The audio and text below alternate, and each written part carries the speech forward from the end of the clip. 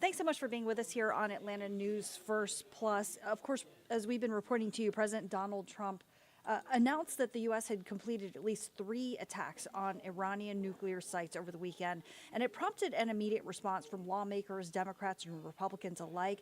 On social media, Georgia Governor Brian Kemp reposted President Trump's message on Truth Social while also writing the following: America can never allow Iran to obtain a nuclear weapon. Thank you to President Trump, our service members and intelligence personnel and administration officials who conducted this successful operation.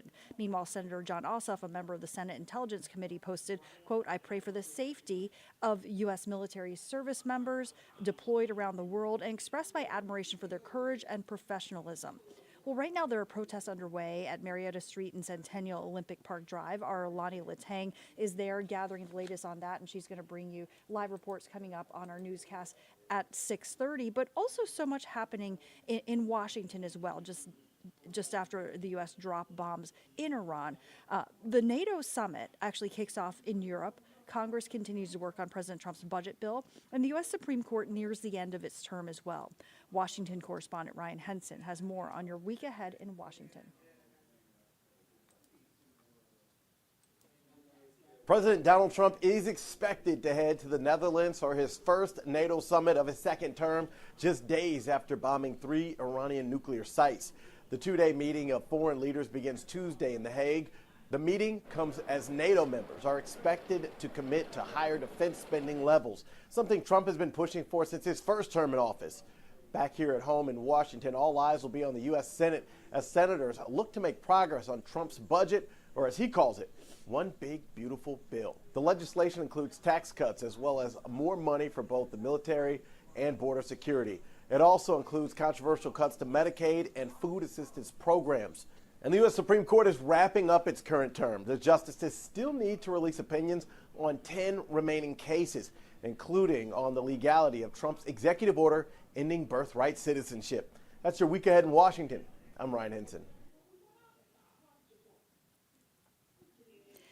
And the United States says it's doing even more to get U.S. citizens out of Israel after the strikes on Iran. Atlanta News First reporter Adam Murphy spoke with 2 college students who just evacuated a few days ago. Oh my God! You can feel the sheer terror captured in this cell phone footage taken by both Grant Miller and Jordan Starr. Oh my God. 2 college-aged kids on a trip to Israel were forced to dodge missile strikes from Iran. Like, fear was a big part of it. None of us were used to being in that sort of environment where you're actually scared for your life because of something that's completely out of your control. Several young adults had traveled to Israel as a part of the Birthright program, which allows them to visit the center of Jewish history for a once-in-a-lifetime journey. And while on the trip, their safety was called into question due to the conflict between Iran and Israel. My roommate slapped me on my feet and was like, yo, get up. I go, why? And he's like, we have to go to the bomb shelter. I go, the bomb shelter? What? And just 3 days into their 10-day trip, they were forced to seek shelter and placed on a hotel lockdown for 5 days. There was a bomb shelter in a synagogue in the bottom of the hotel. So we'd all run down to the bottom, and then you wait there until you get a notification on your phone saying it's clear to leave. You're in the bomb shelter on Twitter, just refreshing like, what's going on? Are we ever gonna get out of here? And then you just see a rocket hit Tel Aviv. And you're like, that could have been us. Fortunately, Grant and Jordan were able to safely evacuate Israel by boarding a boat to Cyprus. From there, they caught a flight to Rome and then to Atlanta. The relief of safety that you have walking back onto American soil and knowing that that is not going to happen here, I can go to bed without waking up to the sirens, definitely is starting to sit in. Adam Murphy, Atlanta News First. This is the most important place that we could be right now, in the streets with one another, defending our sisters and brothers in our immigrant community against ICE, against this racist system. And more protests against the Trump administration's immigration crackdown as well. Atlanta News First reporter Bridget Spencer went to Gwinnett County, where protests remained peaceful this weekend.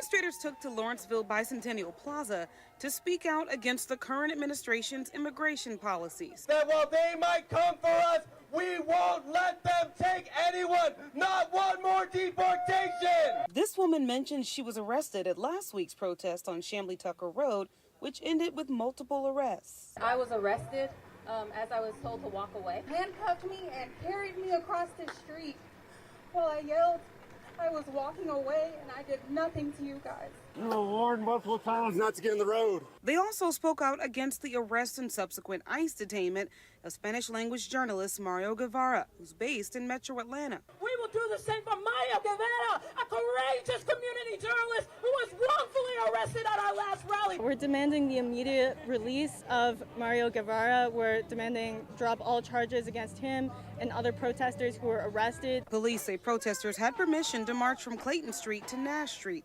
before ending the protest without incident. Abolish ICE! Abolish ICE!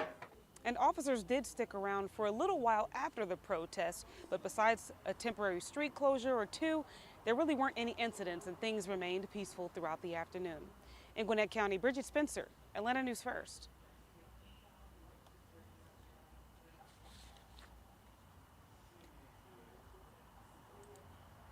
And now there's a new push underway to protect Okefenokee Swamp, and it made its way over to Atlanta's Beltline.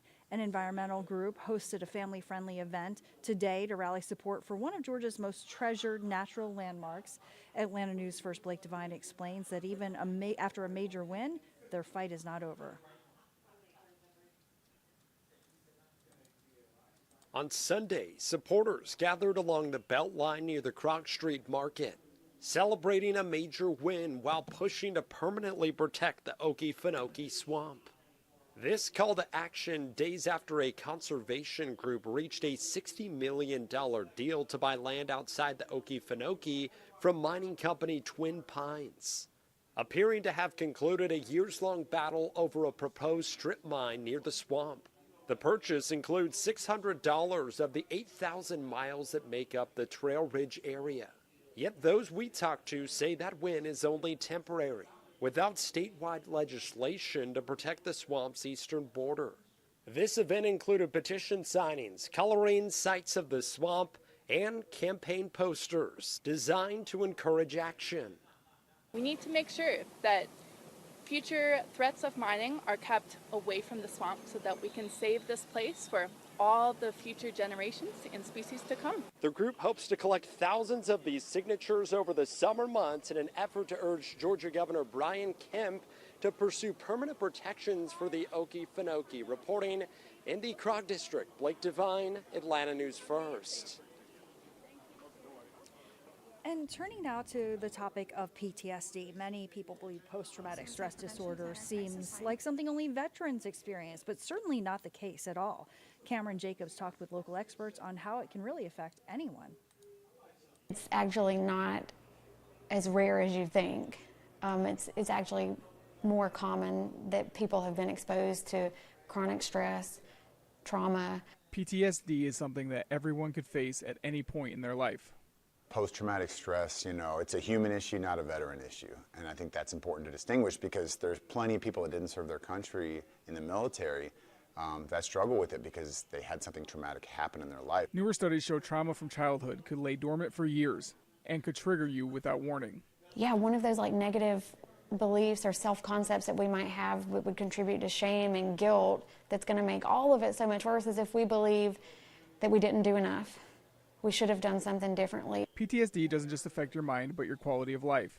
Links have been made to chronic pain, autoimmune issues, and even heart disease. Changing stigmatisms could impact how you treat yourself or those you love. Normalizing it, not in the sense of just we want everybody to feel this, but normalizing it as okay, this is, of course you're feeling this way. Of course you're struggling with that because of what you experienced before. Those who are worried about how this illness would affect them, this former Green Beret and now PTSD activist says there is a silver lining. It does make you tougher in a lot of ways too, right? And it does, you learn resilience, you learn how to power through and figure it out. And that is valuable for the rest of your life because we're always going to face struggles and challenges. That's not going away.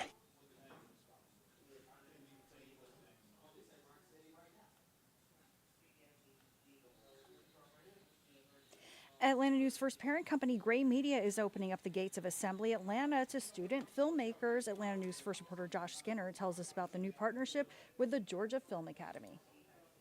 It's a lot of space to take in. And what you're looking at now is about a 32,000 square foot warehouse. Justin Campbell with Assembly Studios is used to big rooms on big lots. Echo. But the reverberations around here will soon be the Georgia Film Academy's newest training ground. To us, the best investment you can make as a film studio is to invest in your local workforce. The facility, in partnership between Assembly Studios and the GFA, brings the academy into the Metro's northeast side. It's just a game changer. It's the fulfillment of a promise the GFA's Scott Votaw made when I interviewed him in February. We will take our workforce initiative wherever the industry goes. And the industry is at Assembly. Access is a leisurely walk away. With Georgia constantly filming and courting productions, it's a boon for employers and potential employees. Providing opportunities for students on the north side of Atlanta, and the really big one is we're on the MARTA line. Logistics is a key piece to this puzzle. For many people in the Metro, the closest GFA training ground is all the way down near Trilith Studios, more than an hour's drive away on a good day. The new campus will be complete with classrooms, production and crew training areas, as well as studio work. Oh, and it's expected to be ready to go by August 18th, so there's work to be done to get work done. We have a deep crew base, an experienced crew base, a talented crew base, and partnering with the Georgia Film Academy only strengthens that. And more on this and all your top stories on AtlantaNewsFirst.com and our free mobile news app. Now back to local news live.